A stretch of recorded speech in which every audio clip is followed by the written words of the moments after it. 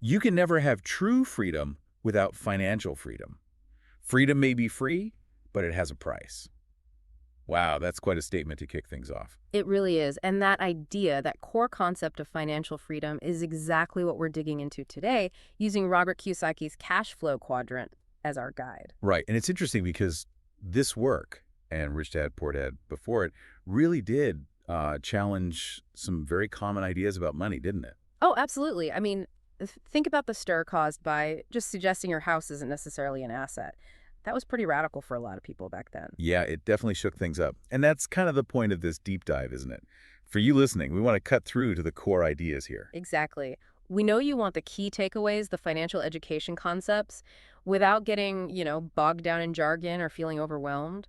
So the mission today is basically to unpack these fundamental concepts from Kiyosaki's work, especially around how people earn money Yeah. and the mindsets that go with each way.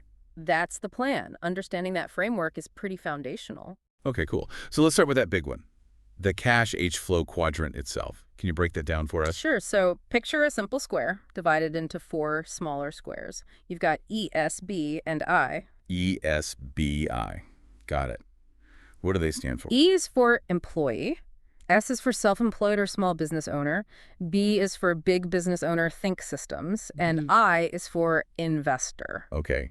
Employee, self-employed, big business, investor. Right. And the core idea is that everyone basically gets their income from at least one of these quadrants. Yeah. Where your cash primarily comes from defines your main quadrant. So it's all about the source of the income. Yeah. Now, Kiyosaki makes a pretty big distinction within this quadrant, right? He does, a really crucial one. He separates the left side, the E and S quadrants, from the right side, the B and I quadrants. Left versus right. What's the difference in focus there?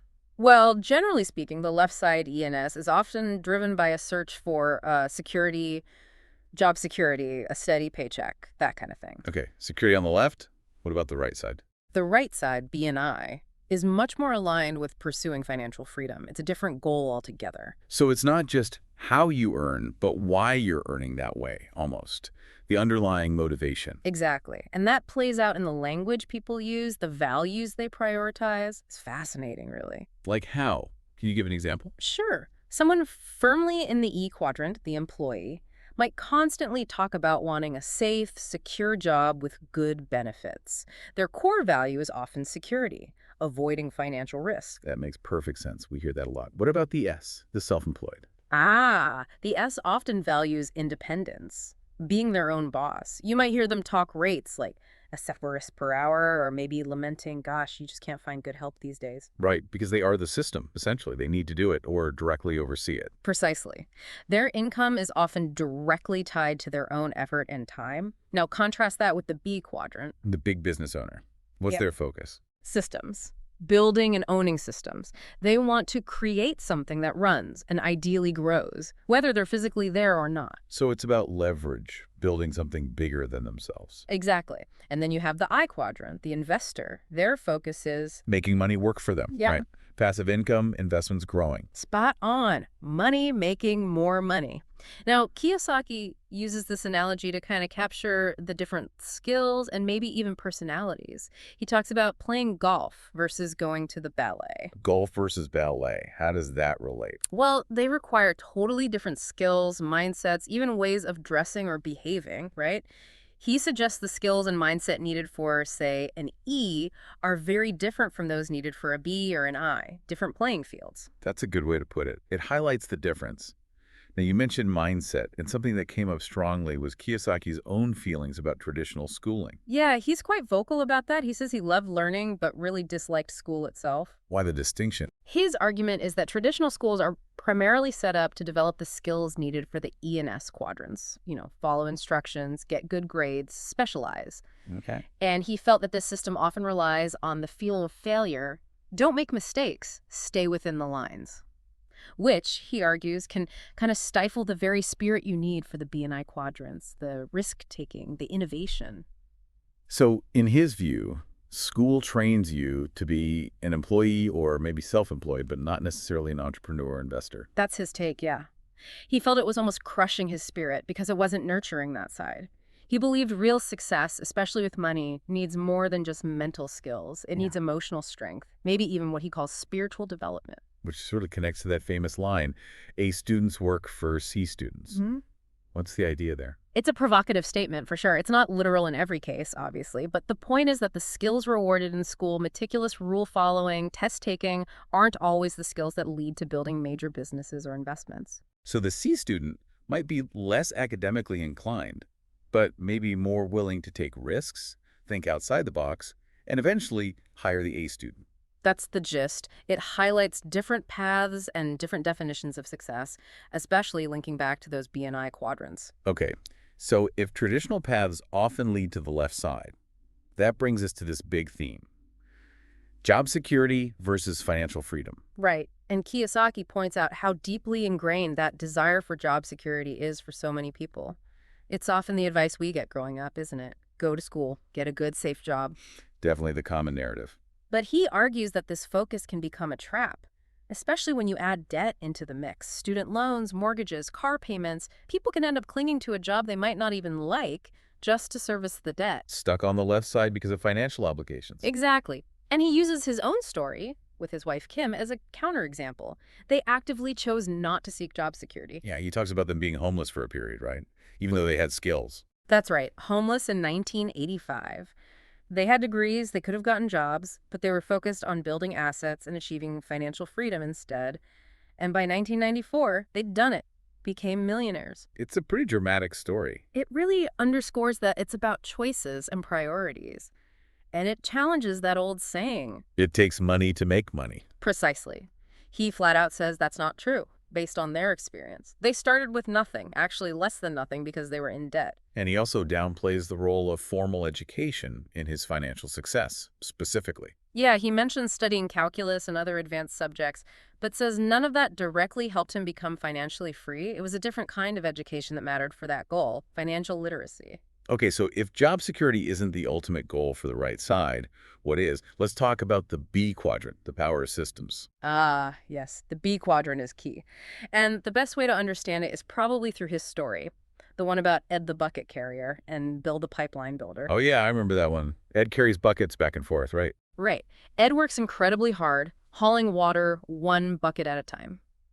If Ed doesn't haul buckets, Ed doesn't get paid. That's like the S quadrant trading time, Right. directly for money. Okay, makes sense. And Bill? Bill, meanwhile, spends his time building a pipeline. It takes effort up front. Maybe he earns less initially, but once the pipeline is built. The water flows automatically, or with much less effort. Exactly. The system delivers the water, and Bill gets paid whether he's physically there hauling or not. That's the B quadrant mindset, building a system, a pipeline. That's a really clear analogy. So how does someone actually get to that B side? Build their own pipeline. Kiyosaki lays out three main ways to get there relatively quickly. One, you can develop your own business system from the ground up. That takes a lot of work, obviously. Right. Two, you can buy an existing system, like a franchise. McDonald's is the classic example. You're buying their proven system. Okay, so leverage someone else's successful system. And the third? The third is joining a network marketing company. Now, this one sometimes gets mixed reactions. Yeah, it can be controversial. What's his angle on it? His focus isn't so much on the products, although they matter, but on the business system and the education that a good network marketing company provides. He sees it as a way for people to learn crucial B quadrant skills, sales, communication, leadership, mindset, with relatively low entry cost. So it's about the training and the system building aspect, primarily. That's his emphasis, yes. The opportunity to learn and build leverage. And speaking of true B quadrant businesses, he has a sort of test, doesn't he? Yeah, the litmus test. What is it again? It's basically, can you leave your business for a year or more and come back to find it more profitable and running better than when you left? Wow, that's a high bar. It is. But if the answer is yes, you truly have a B quadrant business, a system that works independently of you. If the answer is no, you likely still own a job, probably an S quadrant business. That really clarifies the difference. Okay, so we've hit E, S, and B. Let's move to the final quadrant, I, the investor. Right, the I quadrant. This is where your money starts making more money. It's the realm of passive income streams from assets. So not trading time for money anymore, but having your money work for you? Exactly. And Kiyosaki has an interesting definition of wealth here, too. It's not just about dollars in the bank. What is it then? He defines wealth in terms of time. How many days could you survive maintaining your current standard of living if you stopped working today? That number of days is your wealth. That's a powerful reframe. Wealth measured in freedom, essentially. Precisely. And he talks about different levels of investors too, doesn't he? It's not just one monolithic group. Yeah, I recall something about 5 levels. That's right. From the zero investor, people with nothing set aside up through savers, too busy investors, professional investors, and finally, the capitalist level. It's a spectrum. And he highlights a big difference in where income comes from for different groups. A huge difference. He points out that for truly wealthy individuals, maybe 70% or more of their income comes from their investments, the I quadrant. Okay, 70% from investments for the rich. Whereas for most poor and middle class folks, it's the opposite. Maybe 80% or more comes from wages, the E or S quadrant. It's a fundamental difference in the income engine. And he's pretty critical of just saving money, especially now. He is. He argues that in this information age, just putting money in a savings account is actually quite risky because of things like inflation eating away at its value and potentially low returns. Savers can actually be losers in the long run. So what's the alternative to just saving? Investing, obviously, but how do you manage the risk? Financial education. He hammers this point home. He says risk comes from not knowing what you're doing. The more educated you are about an investment, whether it's stocks, real estate, whatever, the lower your actual risk. So ROI isn't just return on investment. It's return on information. Yeah. The smarter you are, the better your returns are likely to be, and the lower the real risk. Knowledge reduces risk. That makes intuitive sense. Okay, let's switch gears slightly to taxes and debt. These are huge factors for everyone. How do they fit into the quadrant framework? Big time.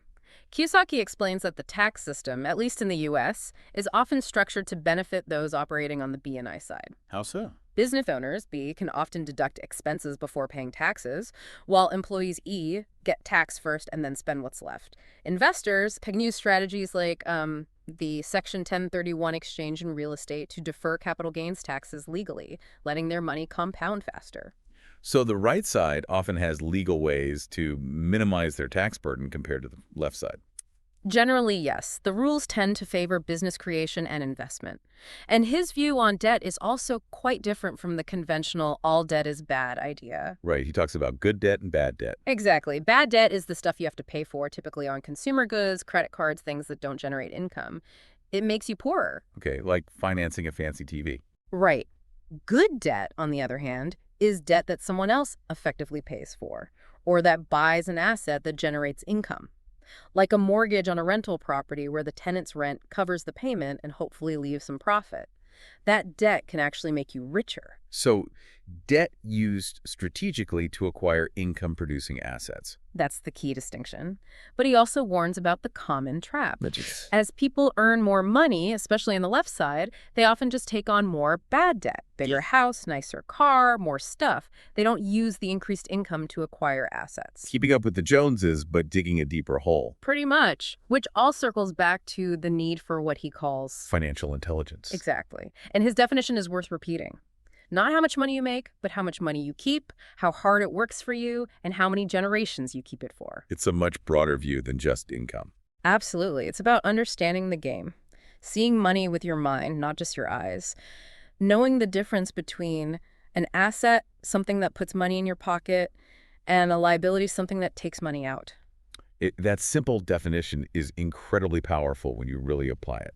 So for someone listening who's maybe mostly on the E or S side right now, and they want to move towards B or I, what does that journey look like? Is it just about learning tactics? He argues it's much deeper than that. Shifting quadrants, especially from left to right, is primarily an internal journey. Internal, meaning mindset and beliefs. Yes. It involves changing your core values, your perspective on risk, your habits. He talks about overcoming the almost the addiction to the security of a regular paycheck, even if it's limiting. That sounds challenging. Letting go of the familiar. It is. There are emotional hurdles. You have to become really aware of your internal dialogue. Are your decisions based on fear or on logic and your long-term goals? Self-awareness is key. Crucial. And having a clear long-term vision, being willing to delay gratification, understanding the power of compounding not just money, but knowledge and skills too. He even mentions underachieving in a positive way. Yeah, it sounds counterintuitive, but the idea is to focus on small, consistent steps, maybe seemingly underachieving day to day, that build towards massive long-term goals, rather than trying to do everything at once and burning out. Small hinges swing big doors kind of thing. Exactly. And underpinning all this is his argument that the context has changed. The old rules don't necessarily apply anymore. You mean the shift from the industrial age to the information age? Right. In the industrial age, the model of getting a good education for a secure, lifelong job with a pension might have worked reasonably well for many. But in the information age, things are much more dynamic. Job security is less certain, pensions are rarer. So relying solely on that old model is riskier now. Much riskier in his view.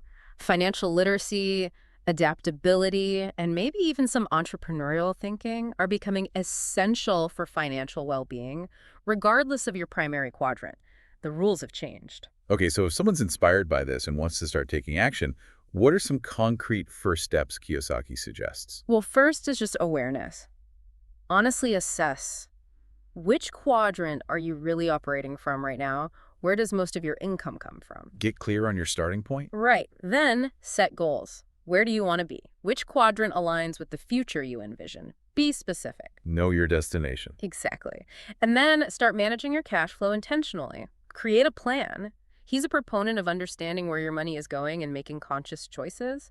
This might even involve tackling bad debt first, using something like the debt snowball method to build momentum. Take control of the money you have now, basically. That's a huge first step. Gaining control is essential before you can really direct your resources towards building assets on the right side.